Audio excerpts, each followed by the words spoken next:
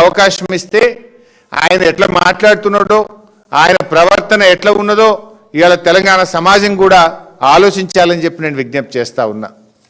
ముఖ్యంగా తెలంగాణలోని మేధావులు, బుద్ధిజీవులు, ఉద్యోగులు, రిటైర్డ్ ఉద్యోగులు, చదువుకున్న వాళ్ళందరూ కూడా ఇవాళ పాలన గాలి కొదిరి బూతులతో కాలం వెళ్ళబెచ్చుతున్న రేవంత్ రెడ్డి పనితీరును ఒకసారి గమనించండి అని చెప్పి కూడా నేను విజ్ఞప్తి చేస్తా ఉన్నా.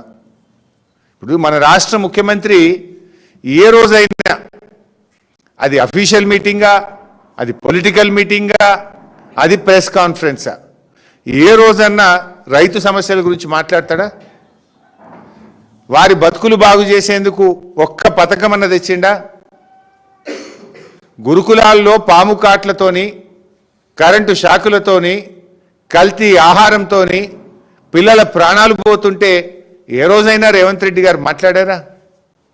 విద్యా కమిషన్ ఇచ్చిన రిపోర్టు అమలు గురించి ఏనాడన్నా రేవంత్ రెడ్డి గారు ఆలోచన చేసిండా? 20 లక్షల మంది పిల్లల భవిష్యత్తుకు సంబంధించిన ఫీజు రియంబర్స్మెంట్ పథకం ఊసే ఎత్తాడు రేవంత్ రెడ్డి గారు. ఉద్యోగాలు లేక నిరుద్యోగులు రోడ్ల మీదకి వచ్చి ధర్నాలు చేస్తూ ఉంటే, జాబ్ క్యాలెండర్ గురించి ప్రశ్నిస్తూ ఉంటే ఒక్క మాట మాట్లాడాడు రేవంత్ రెడ్డి గారు. అవ్వాతాతల పింఛన్ల గురించి మాట్లాడాడు. అక్కా చెల్లెళ్ళకు ఇచ్చిన హామీల అమలు గురించి మాట్లాడాడు. రిటైర్మెంట్ బెనిఫిట్లు అందక ఇవాళ ఆసుపత్రుల్లో అనాథల్లాగా ఇబ్బంది పడుతున్న రిటైర్డ్ ఉద్యోగుల బాధల గురించి మాట్లాడాడు. ఉద్యోగుల డిఆర్సీల గురించి, పిఆర్సీ గురించి, డిఏల గురించి, వాళ్ళ ఏరియాస్ గురించి ఒక్కరోజు మాట్లాడాడు ముఖ్యమంత్రి. ఇవేమి మాట్లాడాడు కానీ కేసీఆర్ను మాత్రం ఒకటేగా ఆయనను గుర్తు చేసుకోవడము, కేసీఆర్ పోరాటాన్ని, కేసీఆర్ త్యాగాన్ని, కేసీఆర్ కృషిని తక్కువ చేసి చూపించే ప్రయత్నం, బూతులు మాట్లాడే ప్రయత్నం. ఇలాంటి ముఖ్యమంత్రి మనకు ఈ తెలంగాణ రాష్ట్రానికి కావడం నిజంగా ఇది తెలంగాణ దౌర్భాగ్యం. నీ భాష వల్ల తెలంగాణ ప్రజలు తలదించుకునే పరిస్థితి తెస్తా ఉన్నావు నువ్వు. 2 ఏళ్లుగా చేసిందేమీ లేక, చెప్పుకునేదేది లేక, ప్రతిపక్షాల మీద, ప్రశ్నించే గొంతుల మీద కక్ష సాధింపు చర్యలకు దిగుతా ఉన్నావు రేవంత్ రెడ్డి. నువ్వు ముఖ్యమంత్రి స్థాయిలో ఉండి ఒక్కరోజన్నా తన పాలనలో 2.5 ఏళ్లలో ప్రజలకు జరిగిన మేలేందో ఒకసారి ఆత్మపరిశీలన చేసుకున్నావా? నువ్వు ఒకసారి ఆత్మపరిశీలన చేసుకో. కేసీఆర్ గారి పేరు పలకకుండా రేవంత్ రెడ్డి మాట్లాడలేకపోతుండు.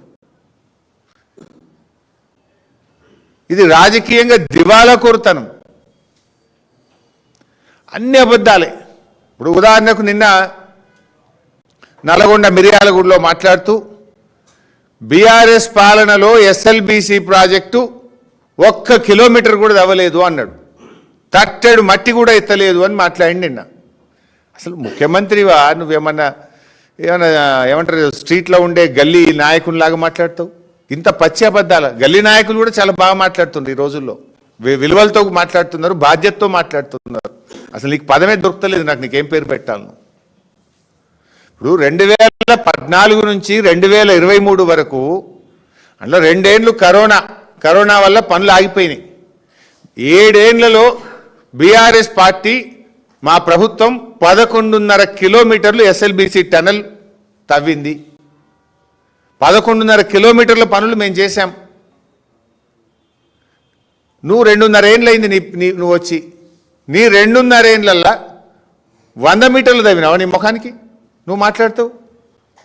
మేము 7 ఏళ్లలో 11.5 కిలోమీటర్లు తవ్వినాం. మీరు మూలకు పడేసిపోయినరు.